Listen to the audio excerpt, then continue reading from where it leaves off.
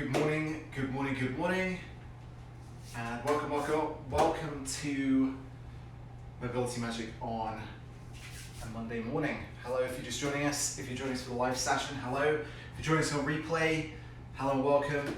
Today's session will be based on kind of ankles, calves, maybe a little bit of hips if we have time, but I had a number of people requesting some more information on calf and stretching, strengthening and mobility. So welcome to see. I'm the only session today. I'm the single session on a Monday for this week, but I believe there's something being added for next week, so you can look forward to that too. Again, if you're watching on replay, feel free to leave any comments you want in the box below. We like to receive the feedback, so it helps us kind of shape these sessions so we know exactly what to work on each session for you. If you are currently in the session right now, obviously save the comments till right to the end because I'm going to turn them off in a sec. And hopefully we can come up with ideas and stuff that we know is definitely going to help you warm up and mobilize for your personal sessions. So again, nice to see everyone. Welcome to Mobility Magic. Today's session, you probably will need the normal stuff. Might need a chair, might also need like a broom handle or like a long stick or something as well, and it'll probably make sense to you once we get there. Otherwise, let's just get into it. Let's get into our mobility session. So just going to turn off the comments. Again, great to see you all. If you are on replay or if you're listening live and you just tuned in, we are focusing on ankles, calves, a little bit of mobility. Touched upon it in the last session and a lot of people really liked it, so I want to try and help a few more people out with that. So as we always do with our sessions, normally I would start with a little bit of foot mobility kind of with the lacrosse ball. We're going to skip over that today and you can refer back to previous session if you want to challenge that. Or work on that area, because I want to make sure we get through all the content I've got for you today. So, feedback loop for today, and we always have one just so we can kind of check in and see how we did, is going to be a check-in with the wall. So, you notice the camera set up slightly differently in my room today, just so I can get a wall. And the way we're going to set this up is I want you to put your toes close to the baseboard, as close as you can. I'm starting with my left foot, and the idea with this is we're just checking ankle range with a fixed point. Okay, so we're going to do this right at the end as well, and we're going to push our toe to the floor, so we're against the baseboard. I'm just seeing if my knee reaches the wall, which it does. So what I'm going to do is I'm just going to back it off about an inch or so, and I'm going to try again and see if my knee hits the wall. I want to keep my torso vertical, and it does. So I then come back again, and we're just trying to see if there's going to be any difference in range between now and after we've done some stretching, some mobilizing, and some strengthening activation. So again, work back as far as you can until you find there's a point where your knee doesn't touch the wall anymore. So I'm about an inch and a half on my left, probably slightly less on my right, but I'll check it anyway. Again, start with your toe against the baseboard if you have one, or against the wall. Just work it back a little bit at a time. See where your ankle starts to lift off, and that we're not like compensating too much with our hips or even lifting our foot up. So there, it's probably a little bit less. I start to get tight around kind of the inch mark. So a little bit of improvement that could be made there. Okay, so let's do this. Let's start with a little bit of local mobilization of the toe. Now you can do this seated if you want. This often works really well, so I'm going to grab a chair and do that with you. And we're going to do it seated just so we can isolate the ankle from the knee and hip, which is also really useful. So we're going to start with some circles with the foot. So a local warm up of the area is always good, just to get that tissue kind of warmed up, especially if you have any ankle issues like I do, where maybe you've had a structural injury. And we're just doing some circles, just painting the corners with our foot, trying to get that Achilles tendon to kind of glide as well. And we're just going to go up and down. And again, the reason I want to do this seated is because I want to kind of isolate the movement from my hip. And a lot of times it's really hard to think about the movement if we're stood up and trying to balance as well. Okay. And again, you can do a little bit with the toes. We've done those in previous sessions. That will also help. But today we're really going to focus on working the isolation of the calf and see if we can get some hip involvement at the end as well. So down my right, I've done some circles. So you can either have your heel resting on the floor, or you can lift it slightly. Either way, we want to isolate it from the hip, so the circles only come from the ankle. I'm going left and right, I'm rotating around painting the corners, trying to get my full range of motion. I'm going up and down, up and down, just to see if I can just get that circular motion. Just put the chair to the side for 1 minute. And we're going to also just do a little bit of big toe mobilization. So we just want to push the big toe into the floor just for a couple of seconds. And then we're just going to bring the toe back and straight and then down. So just to show you from the side, I'm just putting a little bit of down pressure on the big toe, just a little bit. And then I'm also just stretching the big toe, just briefly, just to get enough movement in the big toe. Okay, and down, pushing my big toe into the floor. Just light pressure, it doesn't have to be overly painful with this one. And again, awesome. So last session we used the kettlebell for this just quick foam rolling of the calf, kind of loosening, but today we're just going to use the foam roller. So this one's just going to be a brief one. We're concentrating on, again, doing the same motion with the circles, but with a little bit of downward pressure, which should help us to loosen the calf just a little bit. So let's start with our right foot, and we're going to the top left-hand corner, and we're just going to draw a circle or a square. Square's a little bit easier for a lot of people because it helps them to isolate each area of the calf as they work around the box. And then we're going to go back the other way. So we're just kind of painting this square, and we're going to do it in 3 spots, exactly the same way we did last time. Just move up slightly from ankle to knee this time, and we're just painting those corners going around the box. And you can spread those toes if you want to at the top. And back around. So let's just move it to one more position, and then we'll do a full roll of the heel. So toes up, across, down, in, up, right, down, in, and let's bring the toes all the way up and down. And now let's just have a little bit of a roll on the inside and the outside of the calf.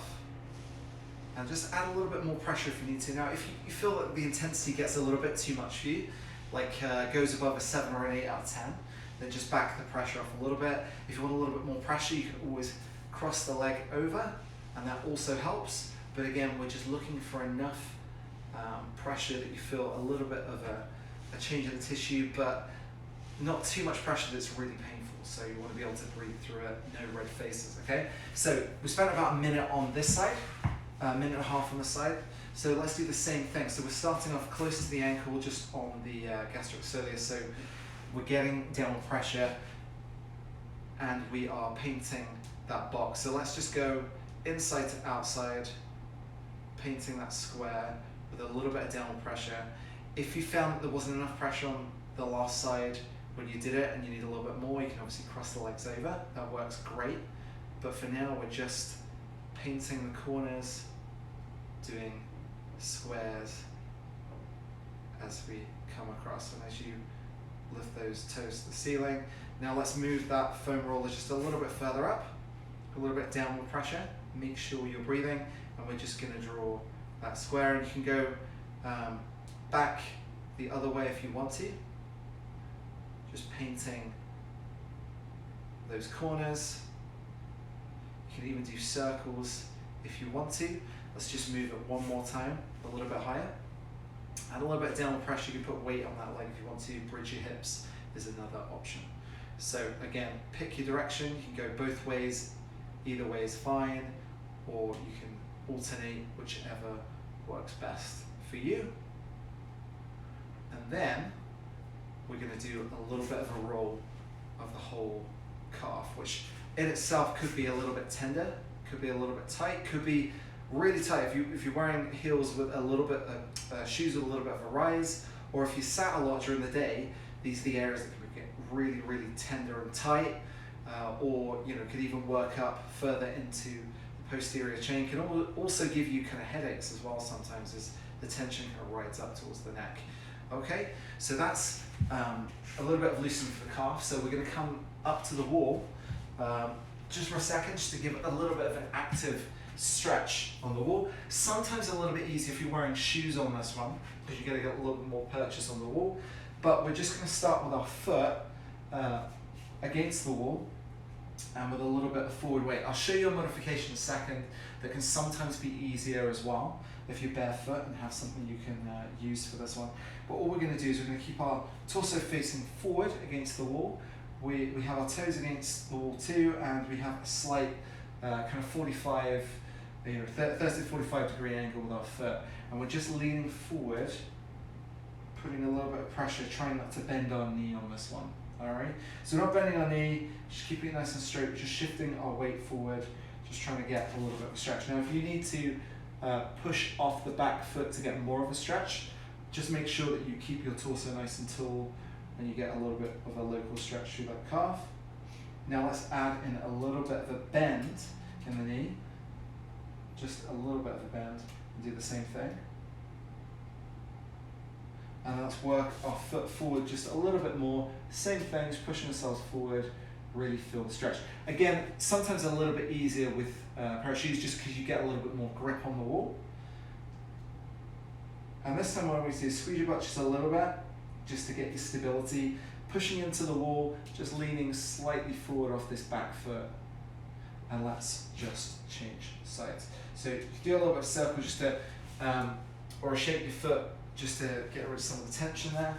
And let's, again, change sides. So I'm doing my right hand side this time. Hands are against the wall. I've got a little bit of perch on the back foot just to stay stable. My hips want to be about shoulder width, just so I'm not too unbalanced. So I'm just leaning into the wall, shifting my weight forward on this side. It's my slightly tighter side. So I'm just leaning my weight forward, pushing my toes into the wall. And then I can either regather my position again, or I can lean my body weight forward by pushing off that back foot. I'm just pushing the gas pedal. Now, if you want to add a little bit more to this, we're gonna come around and do the left hand side in a second. I'll give you a few more tips and tricks. And we can also bend our knees slightly, do the same thing. It's gonna be a little less of a stretch on, a little less pressure when you bend your knee. And then let's start from the beginning. Shake that foot off and get a little bit intense. Again, if you've got shoes on, this can be a little bit easier, but if you have a full like mine that's a little bit more rubberized, you're doing the same effect on skin anyway. So let's do round two on your left hand side. Same thing, a little bit of setup. Importance here is shoulder width apart. Make sure that you're getting stability on your right leg if you're doing your left leg with me. Hand to the wall for more stability. And then this time what we're going to do is we're going to push our toes into the wall to get a little bit of tension going through the front of our leg into our anterior tibialis, and then we're just relaxing, and then we're going to increase the stretch just a little bit. We're getting a little bit of PNF there. So we're going to push in, push our toes down, get a little bit of activation on the front of our foot and our shin, and then we're just going to relax and add a little bit more pressure. You should find that your calf gets a little bit more of a stretch there, and just leaning into this stretch, making sure you're breathing in, and then relax. Let's change sides again. Same thing. Once we're in position, we're going to push our toes into the wall, get a little bit of activation from the toes. We're going to add it into the stretch by pushing off this back foot, relax the tension on the toes, lean forward with the weight, get a little bit more of a stretch on the front foot. So you can also do this stretch in reverse, just by bringing your leg back. You can also get a stretch this way through the calf. So we'll work this way too, just to show you another opportunity. When you've increased your range, this is often a good place to come next, which is why we're coming here.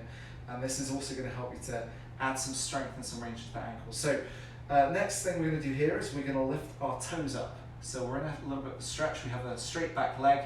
My left leg is putting pressure downwards, my hands are on the wall to stabilize.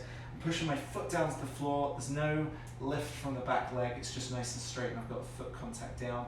If you have any more range, you can always bring your foot back, but if you feel that that's enough stretch for you for now, or if you feel any tenderness or tension in your Achilles tendon, then just back off a little bit, okay? So what I'm doing here is just a little bit of direct pressure just to stretch. I'm shifting my hips forward if I want to increase the range. And if I want a little bit of a PNF here, if I want a little bit more of a stretch, I can try and lift my toes up, hold it for about 5 to 6 seconds, let's say, and then I'm going to push down to the floor, and then I'm just going to increase the range a little bit. Okay?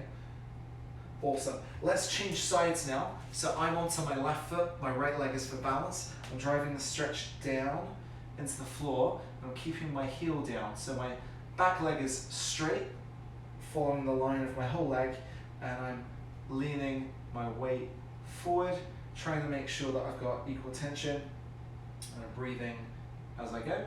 And now I'm going to try and lift my toes, really feel that anterior tibialis, the muscle in the front that you probably start to feel right now, activate.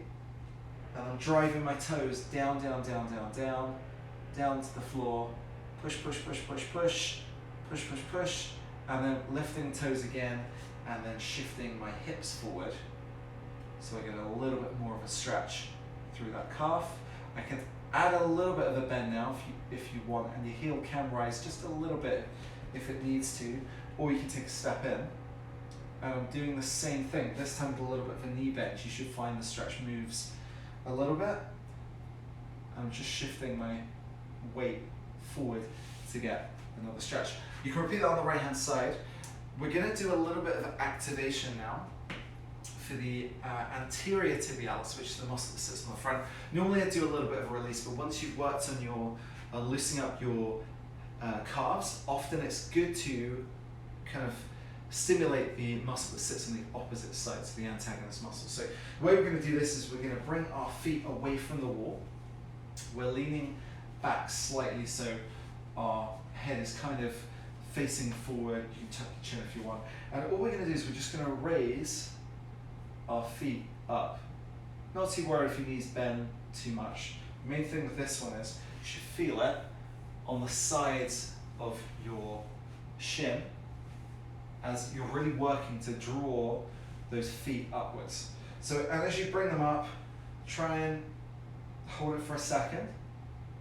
Really feel those shins start to burn. So when we talk about dorsiflexion and improving that range, often it's activation of the muscles in the right way, which is really gonna help. And anterior tibialis tends to be a muscle which is less dominant. It's the antagonist to the calf, so the gastrocnemius, when it comes to creating that dorsiflexion. It's the primary muscle which is going to pull you into that range. Okay, so if you strengthen this muscle, often it's going to help you to improve your ankle dorsiflexion, take some of the tension off the calf. Let's say in the bottom of the squat, it's going to improve that. So let's do this again. You're going to go for about 10 to 12 reps, what we did last time. So hands on hips again, shoulders back against the wall, you can tuck your chin. I'm just looking at the camera obviously, but you can tuck your chin. And we're just bringing our toes up as high as we can, holding for a second, trying to get our toes to our shins. Hold at the top, tap toes down, bring it back up again, really, really squeeze. This time really concentrate on trying to get your little toes to your shins. Hold it for a second. Up again. Oh, really starting to burn now. So we'll do a third set. This one's going to be killer. Most people can only last about 3 sets on this one.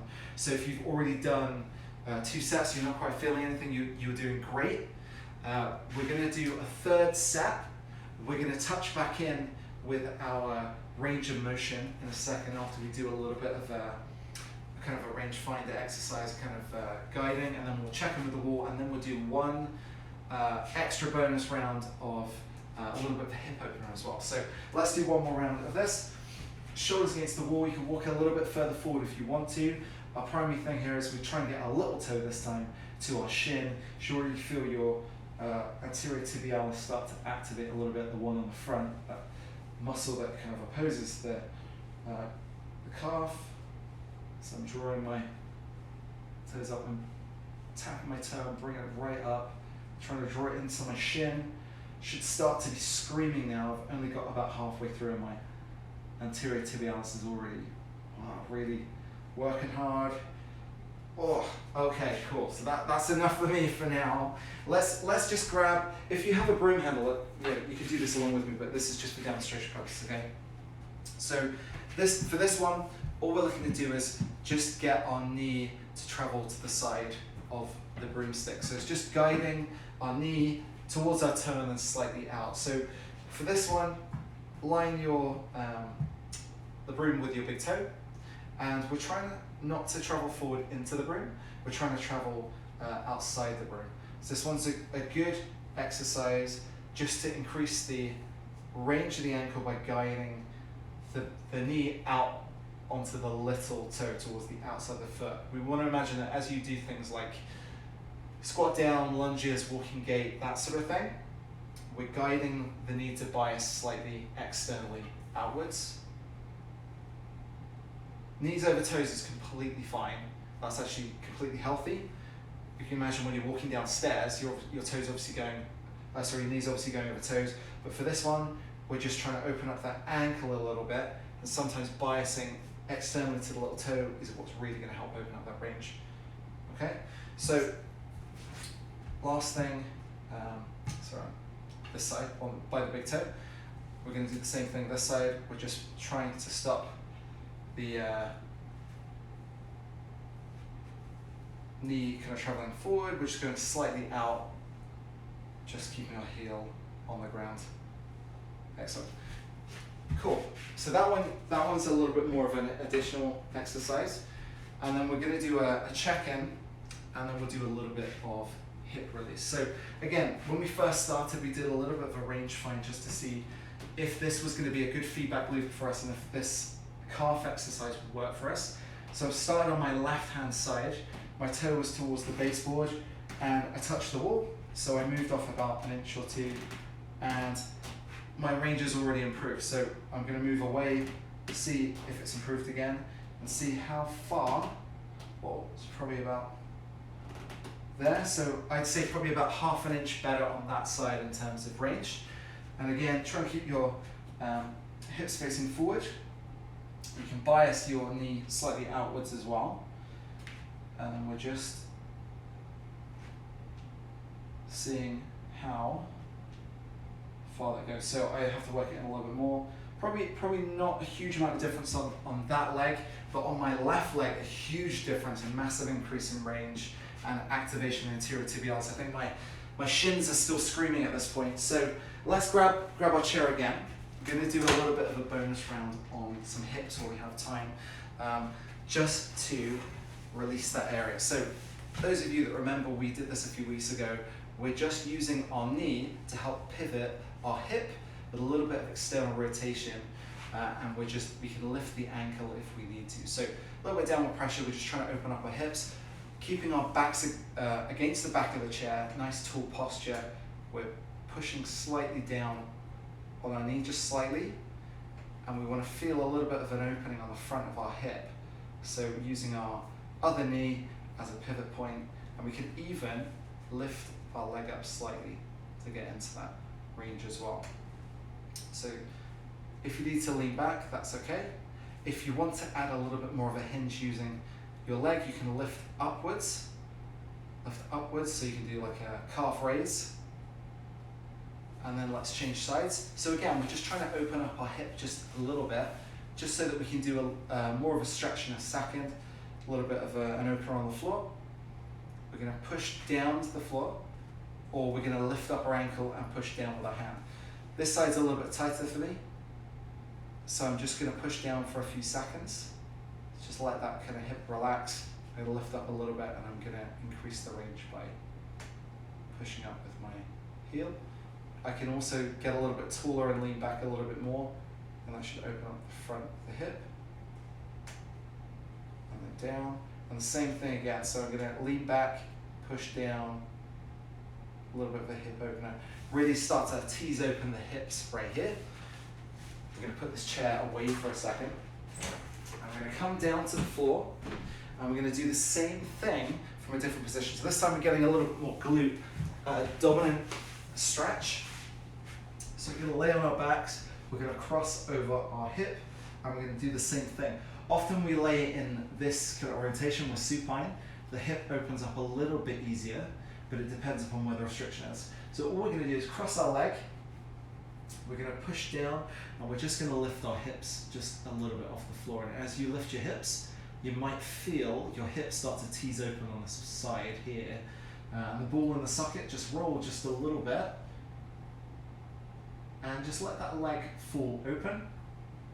And see if that hip feels a little bit better. Again, we're just actively just trying to open that hip up. Actively trying to open that hip.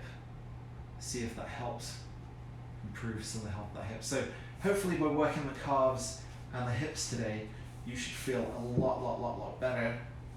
You should feel a little bit more range in your ankles, and you should feel a little bit less discomfort as you walk.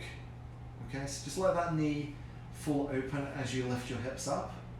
The higher you get your hips, the more open that hip socket's going to be in that position. We're then just going to do a little bit of activation in the glutes and the hips. So we're just going to raise our hips up again as high as you can, making sure that we're externally rotating those hips. Imagine that you're just trying to turn your knees outwards as you lift your hips.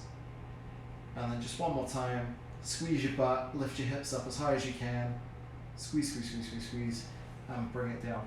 Excellent. So just in review, just to go back through kind of what we covered today, we did a little bit of a feedback loop with the calf.